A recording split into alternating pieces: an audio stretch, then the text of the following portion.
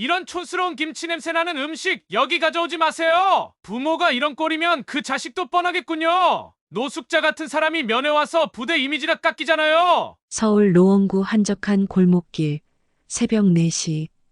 차가운 바람이 불어오는 골목 한쪽에서 78세 정금순 할머니가 김밥을 만들고 있습니다. 평상 위에 김 한 장을 펼치며 금순의 손이 떨리고 있어요. 오늘은 평생 잊지 못할 특별한 하루가 될 것 같거든요. 소고기는 많이 넣어야지. 우리 준호가 제일 좋아하는 건데. 금수는 김밥 속에 소고기를 가득 올리며 눈물을 참습니다. 강원도 산골 부대에서 복무 중인 손자 준호를 생각하니 가슴이 먹먹해져요. 오늘 아들 이진우 대령 몰래 면회를 가기로 했거든요. 바로 일주일 전 금순을 충격에 빠뜨린 전화 한 통이 있었어요. 할머니, 저 괜찮아요. 걱정하지 마세요. 준호의 목소리가 평소와 달랐어요. 떨리고 있었거든요. 준호야, 무슨 일 있니? 목소리가 이상하다. 아니에요, 할머니. 그냥 할머니 목소리 듣고 싶어서요. 그 짧은 통화 후 준호는 연락이 끊어졌어요. 평소 일주일에 한 번씩 안부 전화를 하던 준호가 말이죠. 금수는 밤잠을 이루지 못했어요. 분명 뭔가 심각한 일이 벌어진 게 틀림없다고 직감했거든요. 우리 준호한테 무슨 일이 생긴 걸까? 준호는 금순이 키운 아이나 다름없어요. 어머니 없이 자란 준호를 아들 이진우 대령 대신 금순이 돌봤거든요. 이진우는 군인으로서 바쁜 일상을 보내느라 아들을 제대로 돌볼 시간이 없었어요. 할머니, 저는 할머니가 키워주신 덕분에 이렇게 잘 자랐어요. 정말 고마워요. 고등학교 졸업식 때 준호가 했던 말이 떠오릅니다. 그때 금수는 감동해서 울었어요. 새벽 5시 김밥 장사를 시작한 금순. 하지만 오늘은 마음이 급해요. 서둘러 정리하고 준호에게 가야 하거든요. 할머니, 오늘 왜 이렇게 바빠 보이세요? 단골 손님이 김밥을 사며 물어봅니다. 좀 급한 일이 있어서요. 금수는 웃으며 대답하지만 속으로는 걱정이 태산 같아요. 준호에게 무슨 일이 생겼는지 확인하고 싶어서 견딜 수가 없거든요. 이틀 전에는 아들 이진우에게 넌지시 물어봤어요. 진우야, 준호 요즘 어때? 부대 생활 잘하고 있니? 어머니, 군대는 원래 힘든 곳입니다. 남자라면 당연히 겪어야 할 일이에요. 역시 기대했던 대답이 돌아왔어요. 이진우는 군인 정신이 투철한 사람이라 개인적인 감정보다는 규율과 원칙을 중시하거든요. 오전 8시 김밥을 다 판 금수는 집으로 돌아가 준비를 시작합니다. 옷장에서 가장 깔끔한 누비 저고리를 꺼내 입어요. 준호가 어릴 때 할머니, 이 옷 입으면 정말 예쁘세요 라고 했던 바로 그 저고리입니다. 보온 가방에는 정성스럽게 음식을 담습니다. 소고기 김밥 5줄, 참치 김밥 3줄, 계란말이, 멸치볶음, 그리고 준호가 어릴 때부터 좋아했던 깍두기까지 하나하나 담으면서 금순의 마음도 복잡해져요. 혹시 우리 준호가 부대에서 큰 사고라도 낸 건 아닐까? 그런 생각이 들자 손이 더욱 떨립니다. 준호는 착한 아이지만 정의감이 강해서 때로는 무모한 행동을 할 때가 있거든요. 작은 봉투에는 10만 원짜리 5장을 넣습니다. 김밥 장사로 번 돈을 조금씩 모은 거예요. 혹시 준호가 급한 돈이 필요할지도 모르니까요. 거울 앞에서 옷매무새를 다듬으며 금수는 갑자기 무서워집니다. 혹시 준호가 타령이라도 한 건 아닐까? 아니면 상관과 문제를 일으킨 건 아닐까? 아니야, 우리 준호는 그런 아이가 아니야. 스스로를 달래며 금수는 집을 나섭니다. 지하철역으로 가는 길, 금수는 준호와의 추억을 떠올립니다. 중학교 때 학교에서 친구들이 괴롭힘을 당하는 것을 보다 못해 끼어들었다가 다친 적이 있어요. 그때도 준호는 할머니, 저는 잘못한 게 없어요. 약한 친구를 도와준 것뿐이에요. 라고 했거든요. 혹시 부대에서도 그런 일이 생긴 건 아닐까? 고속버스 터미널에 도착한 금순.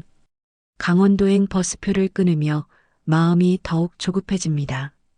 왕복 버스비가 적지 않은 돈이지만 준호 생각을 하니 아까울 게 없어요. 버스 안에 자리를 잡고 앉은 금순. 보온 가방을 무릎 위에 올려놓고 조심스럽게 품습니다. 준호에 대한 걱정과 사랑이 가득 담긴 소중한 짐이거든요. 버스가 출발하자 금수는 창밖을 바라보며 불안한 마음을 달래려 노력합니다. 하지만 머릿속에는 온갖 나쁜 상상들이 떠올라요. 우리 준호, 제발 무사하기를. 3시간 동안 버스를 타고 드디어 강원도에 도착한 금순. 부대로 가는 마을버스를 기다리며 다시 한번 보온 가방을 확인합니다. 음식이 식지 않았나, 김밥이 뭉개지지 않았나. 마을버스에 올라 부대 방향으로 가면서 금순의 가슴이 두근거립니다. 곧 만날 준호는 어떤 모습일까요? 혹시 많이 야위었을까요? 그리고 도대체 무슨 일이 벌어진 걸까요? 우리 준호, 할머니가 간다. 무슨 일이든 할머니가 해결해 줄게. 부대 정문이 보이기 시작하자 금순의 마음은 더욱 간절해집니다. 곧 모든 진실을 알게 될 거예요. 부대 정문 앞에 도착한 금순은 한참을 망설입니다. 웅장한 철문과 경계 근무를 서는 병사들을 보니 갑자기 위축되거든요. 하지만 준호 생각을 하니 용기가 납니다. 실례합니다. 면회 왔는데요. 신분증과 면회 신청서 작성해 주세요. 경계병이 친절하게 안내해 줍니다. 금수는 떨리는 손으로 신분증을 내밀며 면회 신청서에 손자 김준호라고 적어요. 할머니, 면회객 대기실에서 잠시 기다려 주세요. 해당 병사에게 연락드릴게요. 면회객 대기실에 들어선 금순. 다른 가족들도 몇 명 와 있어요. 모두들 설레는 표정으로 자식들을 기다리고 있습니다. 금순도 보온 가방을 꼭 안고 앉아 준호를 기다려요. 그런데 갑자기 한장교가 면회실로 들어옵니다. 키가 크고 눈매가 날카로운 남자예요. 계급장을 보니 중이네요. 바로 오태식 중위입니다. 김준호 병사 면회객이 누구세요? 금순이 조심스럽게 손을 듭니다. 저예요. 할머니인데요. 오중이가 금순을 위아래로 훑어봅니다. 낡은 누비 저고리에 시골 할머니 같은 모습이 마음에 들지 않는 것 같아요. 할머니가 혼자 왔어요? 보호자는? 네. 손자 보고 싶어서 혼자 왔어요. 오중이의 표정이 더욱 차가워집니다. 여기가 어디인 줄 아세요?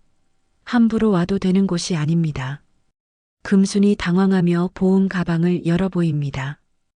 음식 좀 가져왔는데 우리 준호가 좋아하는 김밥이에요. 그 순간 오중이의 얼굴이 일그러집니다. 음식물 반입은 엄격히 금지되어 있습니다. 규정도 모르고 왔어요? 죄송해요. 몰랐어요. 그럼 이거라도. 금순이 김밥을 꺼내려 하자 오중이가 갑자기 소리를 지릅니다. 안 된다고 했잖아요. 그러더니 믿을 수 없는 일이 벌어집니다. 오중이가 금순의 손에서 김밥을 빼앗아 바닥에 내던지는 거예요. 이런 촌스러운 김치 냄새 나는 음식, 여기 가져오지 마세요. 김밥이 바닥에 떨어져 흩어집니다. 금순이 새벽부터 정성스럽게 만든 소고기 김밥, 참치 김밥이 모두 망가져 버려요. 금순은 말을 잇지 못합니다. 그 김밥에는 준호에 대한 사랑이 가득 담겨 있었거든요. 오중이는 거기서 멈추지 않습니다. 발로 김밥을 짓밟으며 더욱 악독하게 말해요. 부모가 이런 꼴이면 그 자식도 뻔하겠군요. 김준호 그 새끼끼 평소에도 문제 많던데. 우리 준호가 무슨 문제요? 금순이 떨리는 목소리로 묻습니다. 군기 빠진 것부터 시작해서 할머니가 이런 수준이니 당연하겠지만요. 오중이의 말에 금순의 가슴이 무너집니다. 손자를 모욕당하는 것보다 더 아픈 일은 없거든요. 제발 우리 준호 잘 부탁드려요. 금순이 고개를 숙이며 간청합니다. 잘 부탁하기는 무슨, 이런 노숙자 같은 사람이 면회 오니까 부대 이미지가 깎이잖아요. 주변에 있던 다른 면회객들이 수군거리기 시작해요. 금수는 얼굴이 빨갛게 달아오르지만 참을 수밖에 없어요. 김준호는 지금 당직 중이라 면회 불가능합니다. 그냥 돌아가세요. 당직이요? 그럼 언제쯤? 언제가 될지 모르겠네요. 앞으로는 이런 식으로 함부로 오지 마세요. 오중이가 냉정하게 말을 자르며 돌아서려 합니다. 잠깐만요. 제가 멀리서 왔는데. 그건 할머니 사정이고 우리는 규정대로 할 뿐입니다. 금수는 바닥에 흩어진 김밥을 바라보며 눈물이 핑 돕니다. 새벽부터 정성스럽게 만든 김밥이 이렇게 처참하게 망가진 모습을 보니 가슴이 찢어져요. 우리 준호. 금순이 중얼거리며 김밥 조각들을 주워 담으려 하자 오중이가 다시 소리칩니다. 그런 더러운 것 치우지 마세요. 청소병이 할 일입니다. 금수는 결국 빈손으로 부대를 나서야 합니다. 준호도 보지 못한 채 말이죠. 부대 밖으로 나온 금수는 벤치에 주저앉습니다. 멀리서 바라본 부대 건물 어딘가에 준호가 있을 텐데 만나지도 못하고 돌아가야 하는 현실이 너무 서글퍼요. 우리 준호가 저런 사람 밑에서 생활하고 있구나. 그제야 준호가 왜 힘들어했는지 알 것 같아요. 분명 오중이 같은 사람 때문에 고생하고 있을 거예요. 마을버스 정류장으로 향하는 금순의 발걸음이 무겁습니다. 고속버스를 타고 서울로 돌아가는 길, 창밖에 눈이 내리기 시작해요. 우리 준호, 할머니가 도움이 되지 못해서 미안하다. 금수는 차창에 기대어 조용히 흐느낍니다. 손자를 위해 정성스럽게 준비한 김밥이 그렇게 처참하게 짓밟히는 모습이 계속 떠올라요. 그런데 금수는 모릅니다. 오중이가 자신을 모욕한 그 순간 부대 곳곳에서 이 모든 상황을 목격한 병사들이 있다는 것을, 그리고 그들이 얼마나 분노하고 있는지도 말이죠. 버스 안에서 금수는 빈 보온 가방을 안고 있습니다. 준호에게 전하지 못한 사랑이 그 가방 안에 텅 비어 있는 것처럼 느껴져서 더욱 슬퍼요.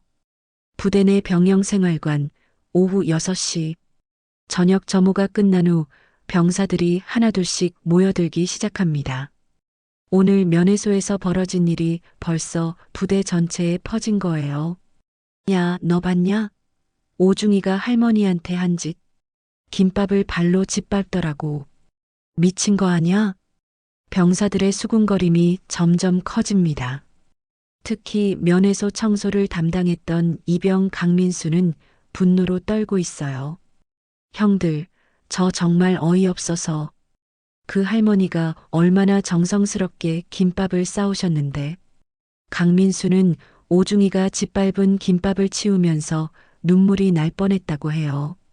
흩어진 김밥 속에서 소고기와 계란말이가 보였거든요.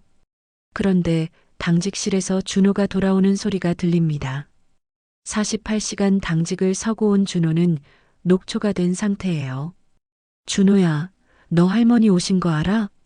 선임병 상병 박영수가 조심스럽게 말을 꺼냅니다. 네, 할머니요? 우리 할머니가 왔다고요? 준호의 눈이 휘둥그레집니다. 할머니가 올 거라는 연락을 받은 적이 없거든요. 응. 그런데 박영수가 말을 망설입니다. 어떻게 말해야 할지 모르겠거든요. 할머니가 어떻게 됐는데요? 지금 어디 계세요? 준호가 급하게 묻습니다. 강민수가 주먹을 불끈 쥐며 말해요. 오중이 그 자식이. 아니, 오중이가 할머니한테 너무 심하게 했어. 뭐라고요? 준호의 얼굴이 순간 하얗게 변합니다. 할머니가 김밥 가져오셨는데 오중이가 그걸 바닥에 던지고 발로 짓밟았어. 그리고 할머니한테 노숙자 같다고. 말을 끝까지 듣기도 전에 준호가 벌떡 일어납니다. 뭐라고요? 우리 할머니한테? 준호의 목소리가 떨리고 있어요. 분노 때문에 온몸이 부들부들 떨립니다. 준호야, 진정해. 일단 상황을 정확히 파악하자. 박영수가 준호를 말리려 하지만 준호는 이미 이성을 잃은 상태예요. 우리 할머니가 김밥을 싸우셨는데 그걸 준호는 어릴 적 기억이 떠올라요. 아프다고 하면 밤새 간병해주던 할머니, 학교 운동회 때 정성스럽게 도시락 싸주던 할머니, 용돈이 없어 풀이 죽어 있으면 김밥 장사해서 번 돈으로 용돈 주던 할머니. 그 김밥에는 할머니 마음이 다 들어있는데 준호가 주먹을 불끈 쥡니다. 오중이 이 개새끼 어디 있어요? 준호야, 안 돼. 너 지금 흥분한 상태야. 박영수가 필사적으로 말리지만 준호는 듣지 않아요. 바로 그때 오중이가 생활관으로 들어옵니다. 평소처럼 거만한 표정을 짓고 있어요. 김준호, 너 당직 끝났으면 빨리 정리해. 준호가 오중이를 똑바로 쳐다봅니다. 중이님, 저희 할머니가 오셨다던데요? 아, 그 할머니? 그래, 왔었지. 규정 위반해서 돌려보냈어. 오중이가 아무렇지도 않게 대답해요. 규정 위반이요? 할머니가 뭘 잘못했는데요? 준호의 목소리가 점점 높아집니다. 음식물 반입 금지라고 했는데 김밥 가져왔더라고. 그것도 김치 냄새 나는. 그 순간 준호가 벌떡 일어납니다. 김치 냄새라고요? 그래. 촌스러운 김치 냄새. 부대 이미지 깎이게 하지 말라고 했어. 오중이의 말에 준호의 이성이 완전히 날아가 버려요. 우리 할머니를 뭐라고 하는 거예요? 준호가 오중이에게 달려들려 하자 박영수와 강민수가 양쪽에서 붙잡아요. 준호야, 안 돼. 놓아요. 우리 할머니를 그렇게 모욕할 수는 없어요. 준호가 몸부림치며 소리칩니다. 오중이가 냉소적으로 웃으며 말해요. 부모가 그 꼴이니까 자식도 이 모양이네. 내 조상 타령 여기서는 안 통해. 뭐라고요? 준호의 눈에서 눈물이 흐릅니다. 분노의 눈물이에요. 할머니는 저를 키워주신 분이에요. 그분을 모욕하는 건 용서할 수 없어요. 용서 못한다고? 그럼 어쩔 건데? 너도 말단 병사 주제에 까불면 가만 안 둘 줄 알아. 오중이의 협박에 생활관이 조용해집니다. 모든 병사들이 숨을 죽이고 상황을 지켜보고 있어요. 준호는 주먹을 불끈 쥐고 있지만 참고 있어요. 군인으로서 상관에게 대들 수는 없다는 걸 알고 있거든요. 하지만 마음속 분노는 폭발 직전이에요. 김준호, 대답 안 해? 네. 알겠습니다. 준호가 이를 악물며 대답해요. 오중이가 만족한 듯 웃으며 생활관을 나갑니다. 준호는 침대에 주저앉아 고개를 떨굽니다. 동료들이 다가와 위로하려 하지만 준호는 아무 말도 하지 않아요. 그날 밤 준호는 잠을 이루지 못해요. 할머니가 정성스럽게 만든 김밥이 짓밟히는 모습이 계속 떠올라 괴롭거든요. 할머니, 죄송해요. 제가 지켜드리지 못해서. 준호가 이불을 뒤집어 쓰고 조용히 흐느낍니다. 한편 부대 내부 게시판에는 익명의 글이 하나둘씩 올라오기 시작해요. 면회소에서 일어난 일, 이건 아니지 않습니까? 할머니한테 어떻게 그럴 수 있어요?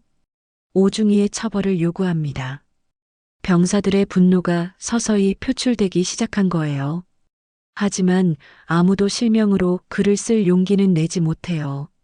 보복이 두렵거든요. 서울 용산구 국방부 새벽 5시 육군참모총장 이정호 대장이 집무실에서 보고서를 검토하고 있습니다. 평소보다 일찍 출근한 이유가 있어요.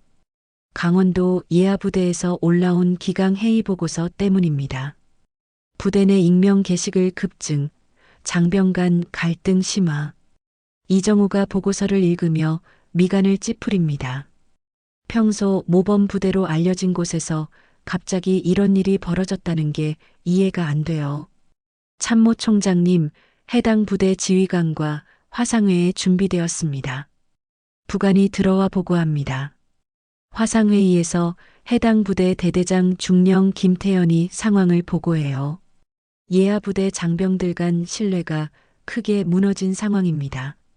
내부 게시판에 불만 글이 계속 올라오고 있고 구체적인 원인이 뭔가? 이정우가 날카롭게 묻습니다.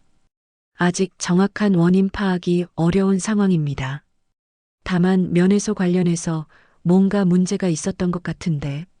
면회소? 이정우의 눈빛이 변합니다. 갑자기 뭔가 불길한 예감이 들거든요. 네, 면회소 담당 오태식 중위와 관련된 것 같습니다만. 그 순간 이정우의 머릿속에 며칠 전 어머니가 했던 말이 떠올라요. 진우야, 준호 면회 한번 가보고 싶은데. 강원도 어디더라? 어머니, 군대는 함부로 면회 가는 곳이 아닙니다. 그때 이정우는 바쁘다는 핑계로 어머니 말을 대충 넘겼어요. 설마 어머니가 혼자 면회를 갔을 거라고는 생각도 못했거든요. 혹시 그 부대가 김준호 병사가 있는 곳인가? 이정우가 조심스럽게 묻습니다. 네. 아, 네. 맞습니다. 김준호 병사도 저희 부대 소속입니다. 순간 이정우의 얼굴이 굳어집니다. 설마 하는 마음에 물어봤는데 정말 그 부대였어요. 대대장, 내가 직접 가겠다. 오늘 중으로 준비해라. 네.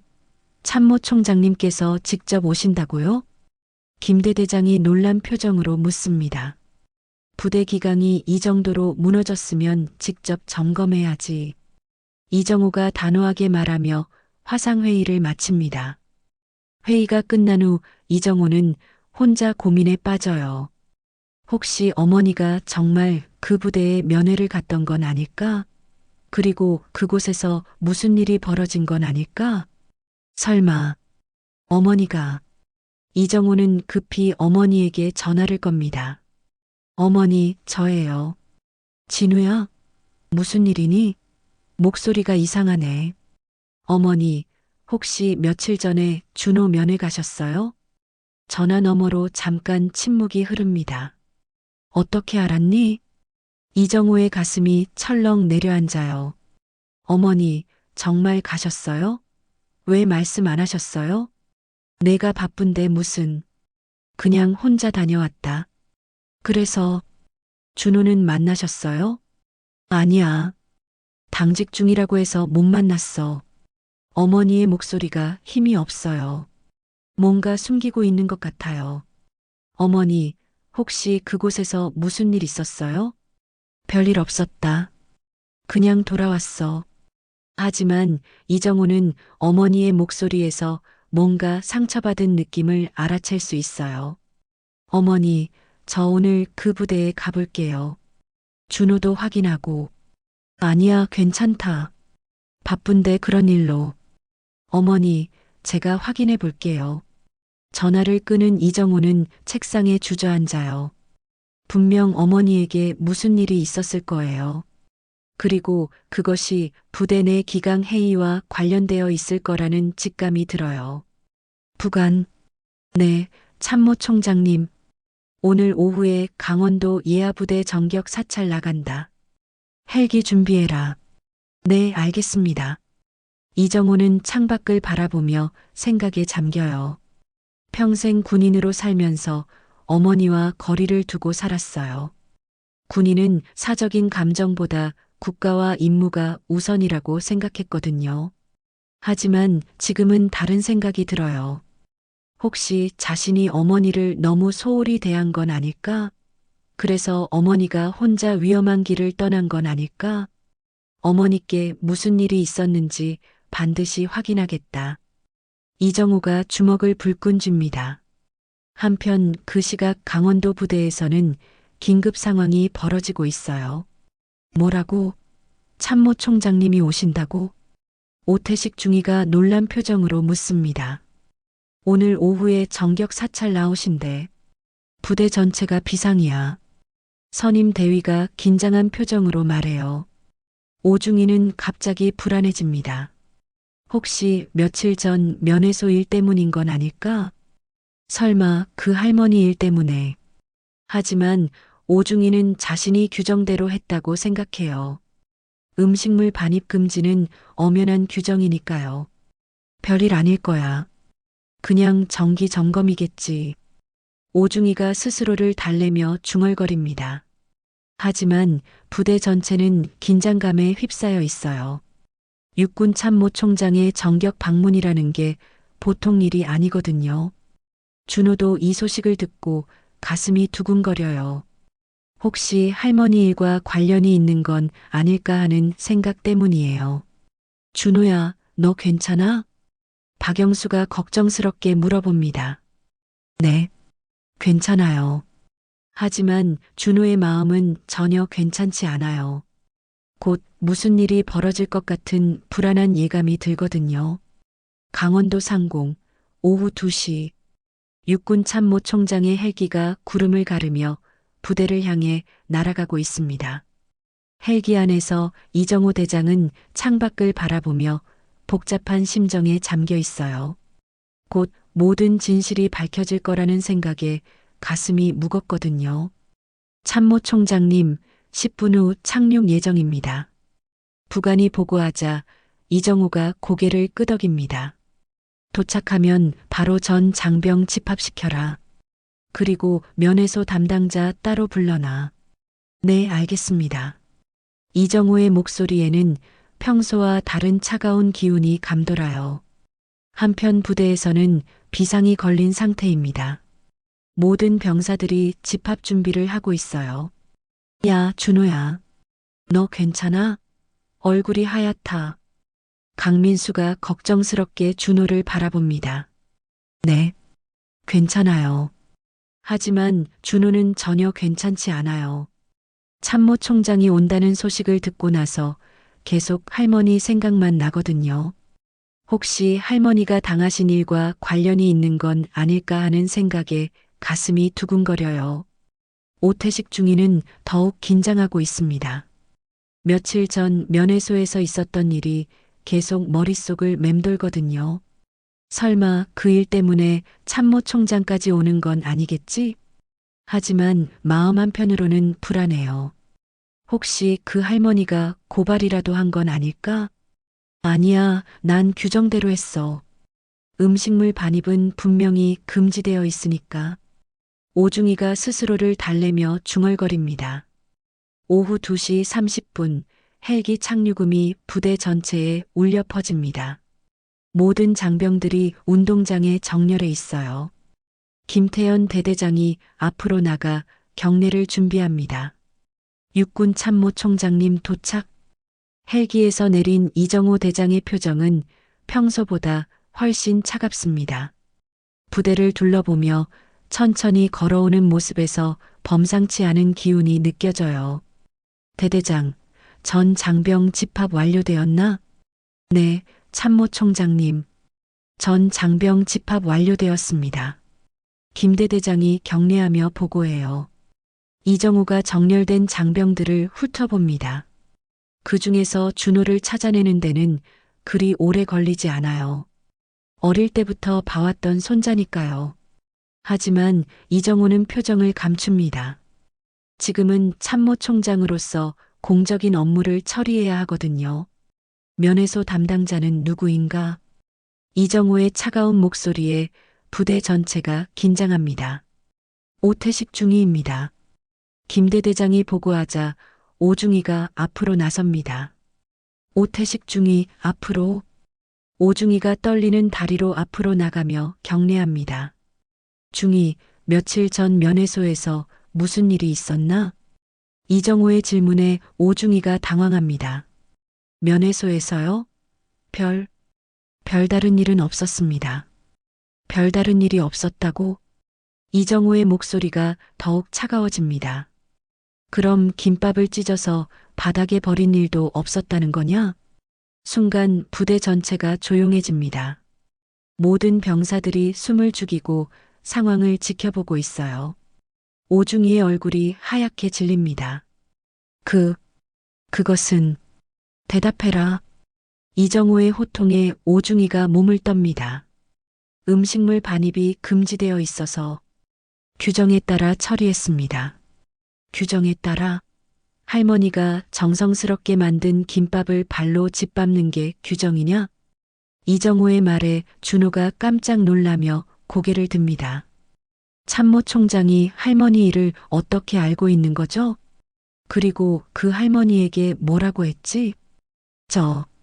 저는 오중이가 말을 더듬습니다. 노숙자 같다고 했다면서 촌스러운 김치 냄새 난다고? 이정호의 말 한마디 한마디가 부대 전체에 울려 퍼집니다. 준호는 믿을 수가 없어요. 참모총장이 할머니가 당한 모욕을 정확히 알고 있잖아요. 부모가 그 꼴이면 자식도 뻔하다고 했다면서? 참모총장님, 저는 조용히 해. 이정호의 호통에 오중이가 입을 다뭅니다. 잠깐의 정적이 흐른 후 이정호가 충격적인 말을 합니다. 그 할머니가 내 어머니다. 부대 전체가 순간 얼어붙습니다. 아무도 숨소리조차 내지 않아요. 오중이는 그제야 얼굴이 하얗게 질리며 몸을 떱니다. 자신이 누구를 모욕했는지 깨달은 거예요. 참모총장님의 어머님이요? 그렇다. 내가 노숙자 같다고 했던 그 할머니가 바로 내 어머니다. 이정호의 목소리에는 분노가 가득 담겨 있어요. 준호는 더욱 놀랍니다. 할머니가 참모총장의 어머니라는 건 곧 자신이 참모총장의 조카라는 뜻이잖아요. 그런데 왜 삼촌이 지금까지 자신을 모른 척 했을까요? 중이, 내가 내 어머니에게 한 말을 다시 한번 생각해 보라. 오중이는 이제 완전히 패닉 상태예요. 자신이 저지른 일의 심각성을 깨달았거든요. 죄송합니다. 정말 죄송합니다. 오중이가 무릎을 꿇으려 하자 이정호가 차갑게 말해요. 지금 사과한다고 해결될 일이 아니다. 부대 전체가 긴장감에 휩싸여 있어요. 아무도 이런 전개를 예상하지 못했거든요. 준호는 마음이 복잡해요. 기쁘기도 하고 당황스럽기도 해요. 할머니를 모욕한 오중이가 처벌받는 건 당연하지만 갑자기 삼촌이 나타난 상황이 믿어지지 않거든요. 김준호. 갑자기 이정호가 준호의 이름을 부릅니다. 네. 준호가 큰 소리로 대답해요. 앞으로 나와라. 준호가 떨리는 다리로 앞으로 나갑니다. 부대 전체의 시선이 준호에게 집중되어 있어요. 준호가 앞으로 나서자 부대 전체가 숨을 죽입니다. 이정호 참모총장이 준호를 바라보는 눈빛이 복잡해요. 삼촌으로서의 마음과 군인으로서의 책임감이 교차하고 있거든요. 김준호, 내 할머니가 며칠 전 이곳에 면회 오신 걸 알고 있었나? 아니요, 참모총장님. 전혀 모르고 있었습니다. 준호의 목소리가 떨립니다. 갑자기 삼촌이 나타난 상황이 아직도 믿어지지 않거든요. 그때 내가 당직 중이었다고? 네, 맞습니다. 이정호가 잠시 침묵합니다. 조카를 보고 있지만 지금 이 순간만큼은 참모총장으로서 공정해야 한다는 생각이 들어요. 그럼 할머니가 어떤 모욕을 당했는지도 나중에 알았겠군. 네. 동료들을 통해 들었습니다. 준호가 고개를 숙이며 대답해요. 그때 기분이 어땠나? 갑작스러운 질문에 준호가 당황합니다. 참모총장이 개인적인 감정을 묻고 있거든요. 정말 화가 났습니다. 할머니는 저를 키워주신 분인데. 준호의 목소리가 떨리며 눈물이 맺혀요. 이정호도 마음이 아파요. 어머니에 대한 준호의 사랑이 진심으로 느껴지거든요. 그래도 참았구나. 네. 군인이니까요. 준호의 대답에 이정우가 고개를 끄덕입니다. 좋다. 제자리로 돌아가라. 준호가 제자리로 돌아가자 이정우가 다시 오중이를 바라봅니다. 오태식 중위, 내 처벌은 나중에 결정하겠다. 일단 면직 조치한다. 참모총장님 제발 더 이상 말하지 마라. 이정우의 차가운 말에 오중이가 입을 다뭅니다. 대대장? 네, 참모총장님. 나는 서울로 돌아간다.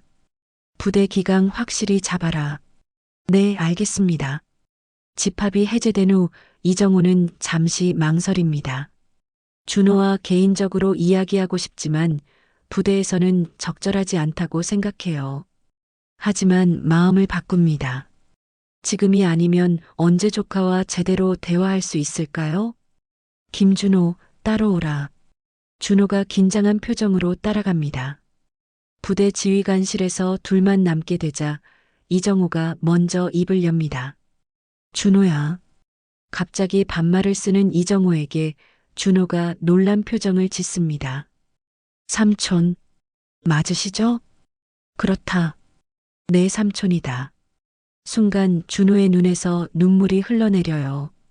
삼촌, 왜 그동안 저를 모르는 척 하셨어요?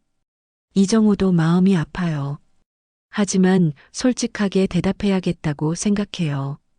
군인 집안의 격식 때문이었다. 개인적인 감정보다 공적인 책임을 우선시했지. 할머니는 얼마나 서러우셨을까요? 준호가 울먹이며 말해요. 이정우의 가슴이 찢어져요. 어머니가 혼자 이 먼 곳까지 와서 모욕까지 당했다는 사실이 너무 마음 아프거든요.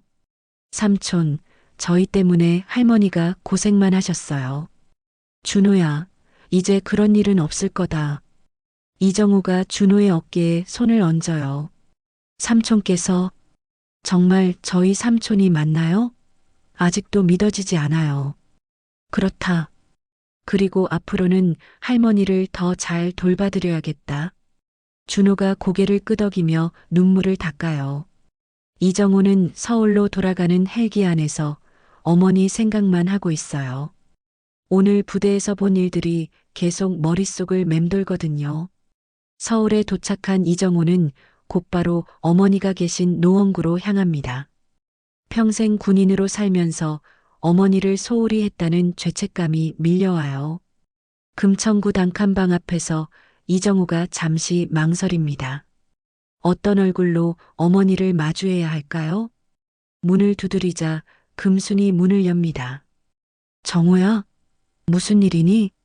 어머니. 이정우가 말을 이으려다 목이 메어요. 들어와라. 좁은 방 안에 들어선 이정우는 어머니가 얼마나 소박하게 살고 계신지 새삼 깨닫게 돼요. 어머니, 오늘 강원도 부대에 다녀왔습니다. 강원도? 왜? 금순이 놀란 표정을 짓습니다. 어머니가 며칠 전에 당하신 일, 다 알게 되었습니다. 금순의 얼굴이 어두워져요. 그런 일로 내가 왜? 어머니께서 그런 모욕을 당하셨는데 제가 모른 척 할 수 있겠습니까? 이정우의 목소리가 떨립니다. 괜찮다. 이미 지난 일이야. 괜찮지 않습니다. 이정우가 갑자기 무릎을 꿇어요. 정우야, 뭐 하는 거니? 어머니, 죄송합니다. 제가 평생 어머니를 소홀히 대했습니다. 금순이 당황하며 아들을 일으키려 해요. 일어나라. 이게 무슨 짓이니? 어머니께서 혼자 그 먼 곳까지 가셔서 그런 모욕을 당하시는데도 저는 바쁘다는 핑계로. 이정우의 눈에서 눈물이 흘러내려요. 평생 감정을 억누르고 살았던 군인이 어머니 앞에서는 그냥 아들일 뿐이에요. 정우야. 금순도 눈물을 흘려요. 아들이 이렇게 자신에게 무릎 꿇는 모습을 보니 가슴이 아파요. 어머니, 앞으로는 제가 더 자주 뵙겠습니다. 그리고 준호도. 준호를 만났니? 네, 만났습니다. 씩씩하게 잘 자라고 있어요. 금순이 미소를 지어요.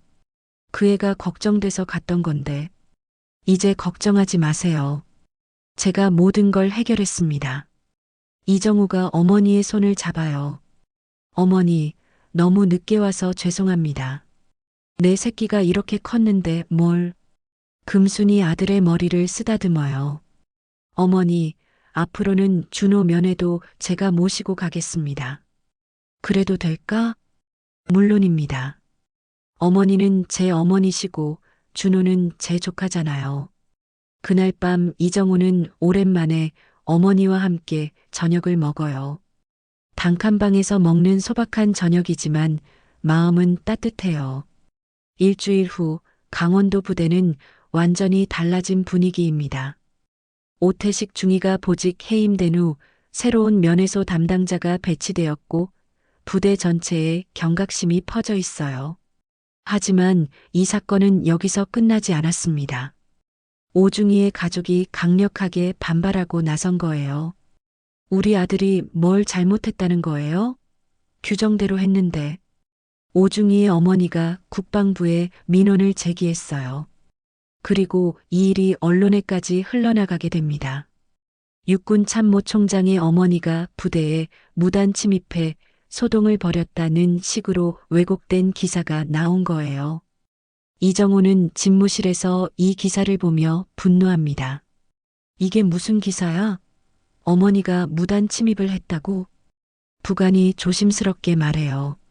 참모총장님, 오중이 측에서 언론에 제보한 것 같습니다.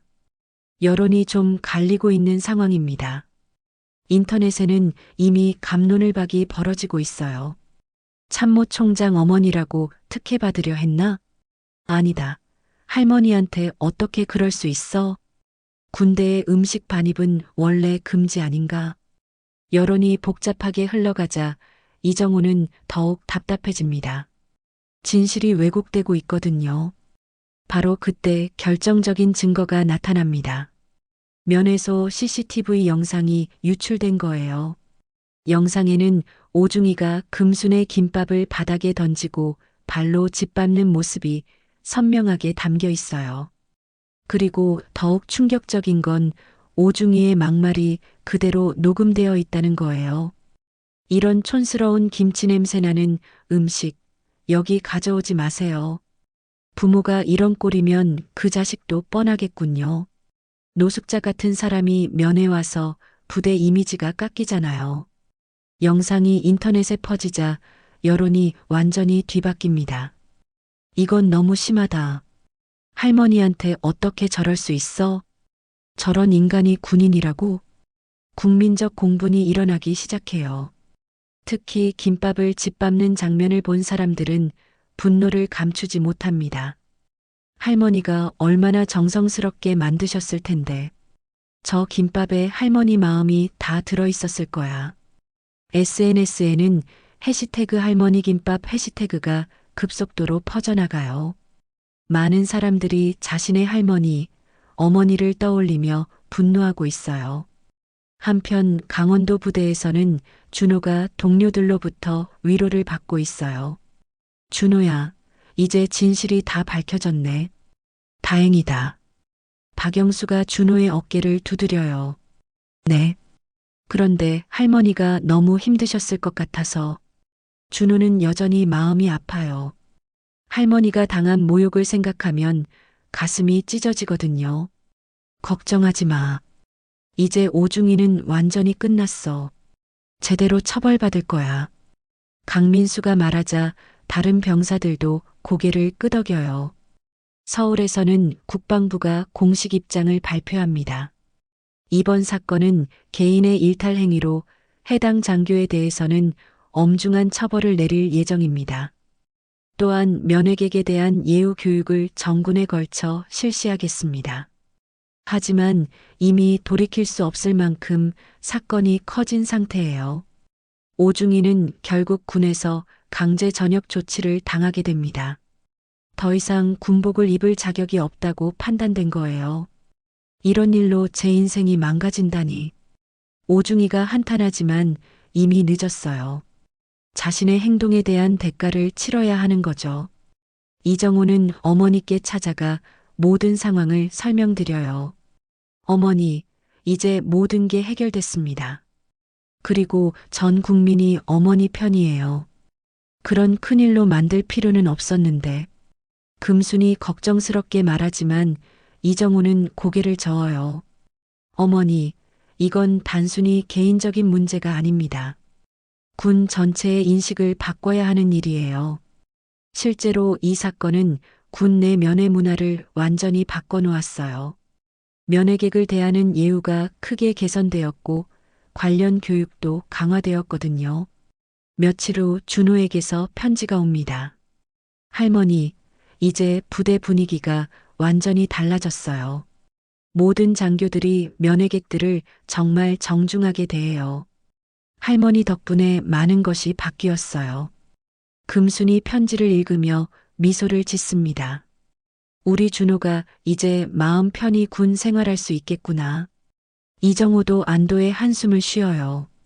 어머니, 이제 정말로 끝났습니다. 그리고 앞으로는 제가 어머니를 더 잘 모시겠습니다. 고맙다, 정호야. 그날 저녁 뉴스에서는 이 사건의 후속 보도가 나와요. 할머니 김밥 사건으로 불리는 이번 일은 군내 인권의식 개선의 계기가 되었습니다. 국방부는 앞으로 이런 일이 재발하지 않도록 정군에 걸쳐 교육을 강화하겠다고 밝혔습니다. 금수는 TV를 보며 생각에 잠겨요. 자신의 작은 김밥 하나가 이렇게 큰 변화를 가져올 줄은 몰랐거든요. 김밥 하나로 이런 일이 벌어지다니. 하지만 금수는 후회하지 않아요. 오히려 뿌듯해요. 자신 때문에 많은 할머니, 어머니들이 앞으로는 이런 모욕을 당하지 않을 테니까요. 6개월 후 준호의 저녁일이 다가왔습니다. 강원도 부대는 이제 완전히 달라진 모습이에요. 면회객들을 대하는 태도가 180도 바뀌었고 할머니 김밥 사건은 부대 내에서 전설처럼 회자되고 있어요. 저녁을 앞둔 준호는 마지막으로 할머니에게 편지를 써요. 할머니, 제가 이제 곧 집에 갑니다. 군 생활 동안 할머니께서 보여주신 사랑과 용기 덕분에 많은 것을 배웠어요. 할머니의 김밥은 저에게 최고의 무공훈장이었습니다. 편지를 쓰면서 준호의 눈에 눈물이 맺혀요. 할머니가 당한 모욕을 생각하면 아직도 가슴이 아프지만 그 일로 인해 많은 것이 바뀌었다는 사실이 자랑스러워요. 저녁 당일 부대 정문에는 특별한 손님이 기다리고 있었어요. 바로 이정호 참모총장과 정금순 할머니입니다. 준호야. 할머니를 본 준호가 달려가 안깁니다. 할머니, 정말 오셨네요. 우리 준호 저녁하는데 할머니가 안 올 수 있나? 금순이 준호를 꼭 안으며 눈물을 흘려요. 삼촌도 와주셨네요. 준호가 이정호에게 격려하자 이정호가 웃으며 말해요. 오늘은 삼촌으로 왔다. 조카 저녁하는데 안 올 수 없지. 세 사람이 함께 부대를 나서는 모습을 보며 많은 병사들이 박수를 보내요. 준호는 부대에서 모든 사람들의 존경을 받는 병사였거든요. 준호 형, 안녕히 가세요. 할머니, 건강하세요. 후배들의 인사를 받으며 준호는 부대를 떠납니다. 집으로 가는 차 안에서 이정우가 말해요. 준호야, 저녁하면 뭘 하고 싶니? 할머니와 함께 시간을 보내고 싶어요. 그동안 너무 걱정 끼쳐드렸으니까요. 금순이 준호의 손을 잡으며 말해요. 우리 준호, 이제 자기 꿈을 찾아라. 할머니는 괜찮다. 몇 달 후 놀라운 소식이 들려왔어요. 정금순 할머니가 노인복지센터의 자원봉사 김밥 강사가 된 거예요. 할머니, 정말 하시겠어요? 준호가 걱정스럽게 묻자 금순이 환하게 웃어요. 내가 평생 만든 김밥으로 이렇게 좋은 일을 할 수 있다니 얼마나 기쁜데. 복지센터에서 금수는 다른 할머니들에게 김밥 만드는 법을 가르쳐 드려요. 김밥은 정성이 제일 중요해요. 먹는 사람을 생각하며 만들어야 해요. 어머니, 그 유명한 할머니 김밥 비법을 알려주시는 거예요? 다른 할머니들이 신기해하며 물어보자 금순이 웃으며 대답해요. 특별한 비법은 없어요. 그냥 사랑으로 만들면 돼요. 복지센터에는 금순을 보러 오는 사람들이 늘어나기 시작해요. TV에서 본 그 할머니를 직접 만나보고 싶어 하는 거예요. 할머니, 저희도 김밥 배울 수 있을까요? 젊은 엄마들까지 찾아와서 김밥 만드는 법을 배워가요. 한편 이정호는 어머니를 더 자주 찾아뵙기 시작했어요. 바쁜 업무 중에도 시간을 내서 어머니와 함께 식사하고 대화를 나누죠. 어머니, 오늘 복지센터는 어땠어요? 좋았다. 오늘도 김밥 만들어서 혼자 사시는 할머니들께 나눠드렸어. 어머니가 하시는 일이 정말 의미 있는 것 같아요. 이정호는 어머니를 보며 자랑스러워해요. 작은 김밥 하나로 시작된 일이 이렇게 큰 선한 영향력으로 번져나가고 있거든요. 어느 날 준호가 특별한 제안을 해요. 할머니, 저희가 작은 가게를 해보면 어떨까요? 가게? 네, 할머니 김밥 가게요. 정말 맛있는 김밥을 파는 거예요. 금순이 고개를 갸우뚱해요. 우리가 가게를 할 수 있을까? 물론이에요. 삼촌도 도와주신다고 하셨어요. 이정우가 웃으며 끄덕여요. 어머니, 저도 은퇴하면 함께 하고 싶어요. 그렇게 해서 1년 후 서울 한 모퉁이에 작은 김밥 가게가 문을 열었어요.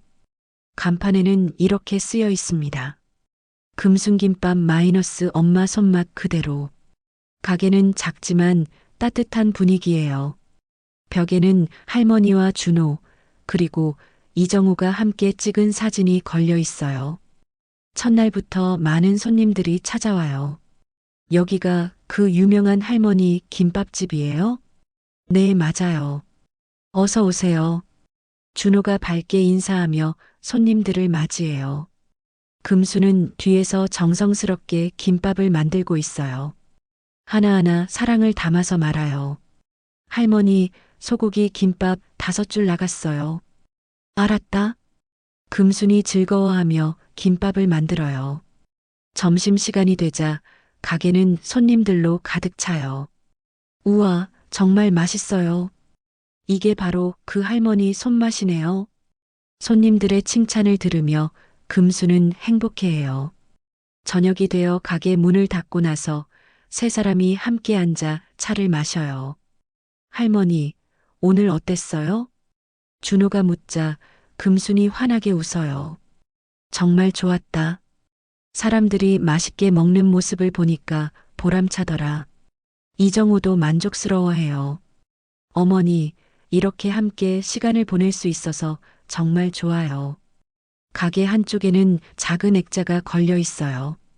그 안에는 준호가 군대에서 보낸 마지막 편지가 들어 있어요. 할머니의 김밥은 저에게 최고의 무공훈장이었습니다. 그 글귀 아래로 따뜻한 조명이 비쳐요.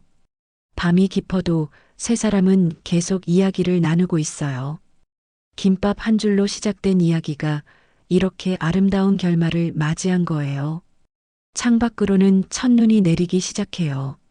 하얀 눈송이들이 가게 유리창에 살포시 내려앉으며 이 작은 공간을 더욱 따뜻하게 만들어주고 있어요. 금수는 창밖을 바라보며 생각해요. 김밥 하나로 시작된 작은 사랑이 이렇게 큰 행복으로 돌아왔다는 사실이 신기하고 감사해요. 사랑은 이런 거구나. 작은 정성 하나가 세상을 바꿀 수 있구나.